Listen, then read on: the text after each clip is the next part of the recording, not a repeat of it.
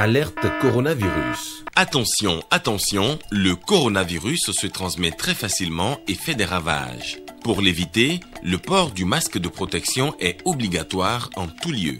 Dans l'administration publique ou privée, dans les réunions, les rencontres, dans les marchés, les magasins, les boutiques et lors des déplacements, le port du masque est obligatoire. Même dans les lieux privés, dès lors que l'on n'est pas seul, le masque doit être le fidèle compagnon.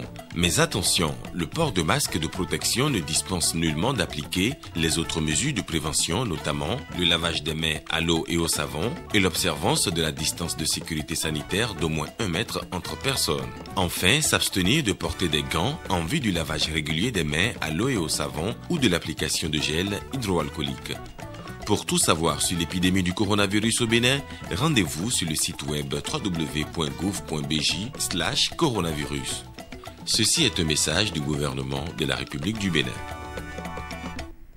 Bienvenue au Journal des régions du jeudi 7 janvier 2021. Le député Ernest Médéwanou reste fidèle à son engagement de générosité envers sa population. Il a fait don de 16 tonnes de riz aux femmes de la commune de Toviclin dans le département du Koufo. C'est une pratique qu'il réitère chaque année à la veille des fêtes de fin d'année. Toyon Doudedi Fatina.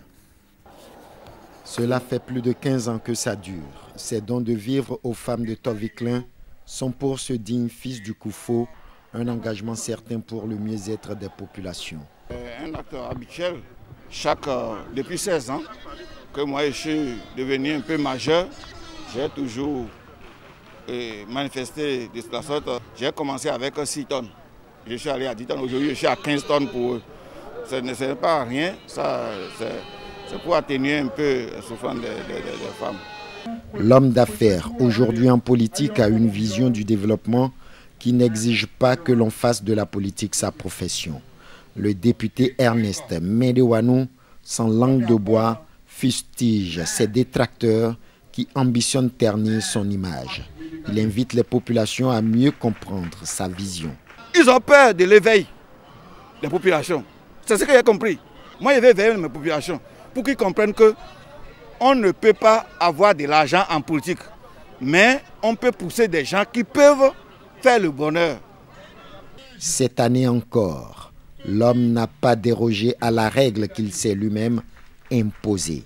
Partager avec les siens un peu de ce qu'il gagne à la sueur de son front. Et à en croire les dires, sa générosité n'est pas prête de s'estomper.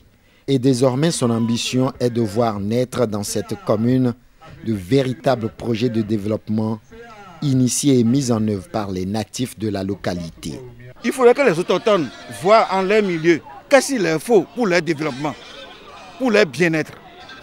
Ils vont réfléchir sur les projets que l'État va accompagner. Il donne rendez-vous pour l'année prochaine. Les encadreurs sportifs sont en formation dans le cadre de la réalisation du projet de promotion et de développement des activités sportives dans les écoles. Initié par l'Office béninois de sport scolaire et universitaire, cette formation vise à mettre de nouvelles connaissances techniques au profit des participants, suivant le compte rendu signé Robert Copin-Edor et Bernol Jogbi. Moi-même issu du monde du sport et de l'éducation physique. C'est une formation qui permettra à ces encadreurs sportifs de renforcer leurs capacités. Appuyée par la FIFA, cette initiative du ministère des Sports qui pilote le projet des classes sportives se poursuit dans sa phase opérationnelle. Ce que nous sommes en train de faire avec la FIFA nécessite plus de rigueur, plus de sérieux, plus de sacrifices.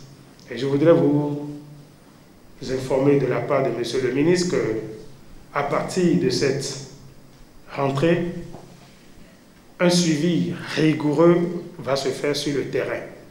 Et c'est d'ailleurs pour ça qu'au lieu que ce soit une quarantaine d'encadreurs que nous avions envisagé former au départ avec la FIFA et la Fédération française de football, Monsieur le ministre a demandé que nous prenions tout le monde en compte.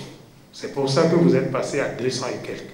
Il a voulu qu'on vous fasse profiter à vous tous de cette formation parce que ce n'est pas tous les jours que nous avons l'occasion d'avoir d'aussi grands experts qui se déplacent pour venir passer d'aussi longs jours dans un pays, surtout que la température actuellement avoisine les 32, 33. C'est une joie de pouvoir contribuer au développement des encadreurs au Bénin. La formation va être de haute qualité. Ça fait plusieurs mois que nous sommes en train de travailler avec les personnes du ministère pour mettre un beau projet en place par rapport à tout ce programme dans les écoles. Je vous remercie pour votre présence aussi. Ça nous conforte dans notre choix d'avoir choisi le Bénin comme projet pilote. Et nous espérons que grâce à vous, grâce au succès de cette mission, de ces formations, nous pourrons aussi répliquer ce type de programme dans d'autres pays. Au terme des échanges avec ces experts de la Fédération française de football, ces encadreurs sportifs vont acquérir de nouvelles connaissances et techniques en matière de planification d'une saison sportive et d'animation d'une séance d'entraînement. Après l'Atlantique littoral, cap sera mis sur le même plateau pour le même exercice. Le Bénin est un pays pilote. Et dans le cadre du même programme de promotion et de développement des activités sportives, le ministère en charge des sports a aussi organisé une formation sur les notions de l'arbitrage au profit des jeunes béninois aspirants arbitres. Rappelons que la formation est aussi assurée par les experts de la Fédération internationale de football association FIFA en mission à Cotonou pour la circonstance. C'est un projet complet que le gouvernement béninois a négocié avec la FIFA et nous sommes ici particulièrement pour l'arbitrage. C'est le volet arbitrage du projet Football for Schools qui est pris en compte ici. Ces jeunes béninois aspirants arbitres reçoivent de ces experts du sifflet international une formation sur les notions de l'arbitrage. Au cœur des échanges, 5 thèmes de jeu développés. Nous avons toujours les mêmes thèmes, que ce soit à l'élite, que ce soit aux moyens, même aux jeunes. Nous avons 5 thèmes. C'est les incidents à la surface de réparation, c'est la faute de main, c'est le hors-jeu, c'est le placement et le déplacement et c'est quelques notions de VAR. Tout ça, ce sont des termes qu'on développe à chaque niveau. C'est un projet à long terme. On aimerait avoir encore des Kofi Kodja à la Coupe du Monde à partir de cette génération. Cette formation s'inscrit dans la série des activités sportives menées par le gouvernement béninois qui priorise la formation à la base des acteurs sportifs. Ce programme fait partie intégrante du programme d'action du gouvernement sectoriel sport que nous essayons de mettre méthodiquement et rigoureusement en œuvre depuis le lancement du PAG en 2016. Et dans ce programme, nous avons à cœur de détecter, de former et de promouvoir des jeunes secouristes, des jeunes arbitres, des jeunes reporters sportifs, des jeunes organisateurs d'événements sportifs. Et donc aujourd'hui, ce que vous avez vu n'est qu'un petit pan de ce programme qui est le programme des jeunes arbitres.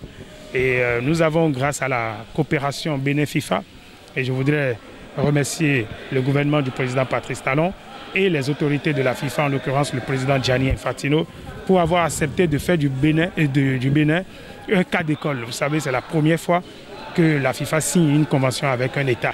Et ça s'est porté sur le Bénin. La FIFA est impressionnée par les programmes que nous mettons en place au niveau du ministère des Sports et nous accompagne depuis quelques années. Soutenus par la FIFA, les responsables de ce projet entendent s'engager aux côtés de ces jeunes pour un suivi à moyen et à long terme. Alerte coronavirus. Attention, attention, le coronavirus se transmet très facilement et fait des ravages. Pour l'éviter, le port du masque de protection est obligatoire en tout lieu. Dans l'administration publique ou privée, dans les réunions, les rencontres, dans les marchés, les magasins, les boutiques et lors des déplacements, le port du masque est obligatoire. Même dans les lieux privés, dès lors que l'on n'est pas seul, le masque doit être le fidèle compagnon. Mais attention, le port de masque de protection ne dispense nullement d'appliquer les autres mesures de prévention, notamment le lavage des mains à l'eau et au savon et l'observance de la distance de sécurité sanitaire d'au moins 1 mètre entre personnes. Enfin, s'abstenir de porter des gants en vue du lavage régulier des mains à l'eau et au savon ou de l'application de gel hydroalcoolique. Pour tout savoir sur l'épidémie du coronavirus au Bénin, rendez-vous sur le site web www.gouv.bj/coronavirus. Ceci est un message du gouvernement de la République du Bénin. Retrouvez cette édition sur notre plateforme www.otb.bj. Merci mesdames, messieurs pour votre aimable attention.